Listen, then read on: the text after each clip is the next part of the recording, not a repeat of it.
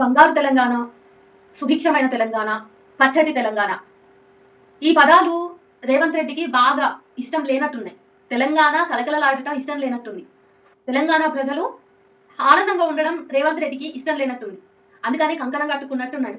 ఎక్కడ చూసినా కూల్చివేతలు, ఎక్కడ చూసినా తెలంగాణ వ్యాప్తంగా పచ్చని పంటలు కనబడాల్సిన చోట, ఆనందంగా పిల్లా జల్లా అంతా కలిసి ఆడుకుంటూ ఉండాల్సిన చోట, ఎవరి పనులకు వాళ్ళు పోయి ఏదో కన్న కష్టం చేసి కాయ కష్టం చేసి బ్రతుకును వెల్లదీయాల్సిన చోట ఇండ్లను కూలగొట్టి నెత్తి మీద ఉన్నటువంటి గూడును లాక్కుని తెలంగాణ మొత్తం కూడా ఇటుక పెట్టలు, సిమెంట్ గోడలు, కూలిపోయినటువంటి గాజాని తలపించేటటువంటి దృశ్యాలను తెలంగాణ వ్యాప్తంగా ఆయన నిర్మించాలని అనుకుంటున్నట్టున్నాడు.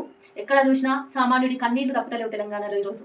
మరి ఎందుకో రేవంత్ రెడ్డికే తెలవాలి. ఏమైనా అంటే కాంగ్రెస్ ప్రభుత్వం ఖచ్చితంగా నిరుపేదలకు ఖచ్చితంగా న్యాయం చేస్తుంది అని చెప్పేసి కొంతమంది మంత్రులు మీడియా ముందుకు వచ్చి కవర్ డ్రైవ్లు చేస్తున్నారు. కానీ ఈరోజు ఆ రోడ్డు మీద పడ్డటువంటి మనుషుల పరిస్థితి ఏంటి? చిన్న చిన్న పిల్లలు ఉన్నారు, చదువుకోవాలి, వాళ్ళు తెల్లారితే స్కూల్కి పోవాలి, కానీ వాళ్ళ ఇంట్లో ఉన్నటువంటి వస్తువులు ఎక్కడున్నాయో కూడా తెలియదు, వాళ్ళ పుస్తకాలు ఎక్కడున్నాయో కూడా తెలియదు. పిల్లలు ఏడుస్తున్నారు, తల్లులు శాపనార్థాలు పెడుతున్నారు, ముసలమ్మలు ఇంకా వాళ్ళు ఏడుస్తున్నారు. ఎంత ఏడుస్తున్నారంటే రేవంత్ రెడ్డికి మేము ఓటేసి మా గొంతు మేము కోసుకుంటున్నాము అనేటటువంటి వ్యాఖ్యలు చేసిరు మీడియాలో. పాపం చెరువులైపోయినాయి మనుషుల కళ్ళన్నీ కూడా.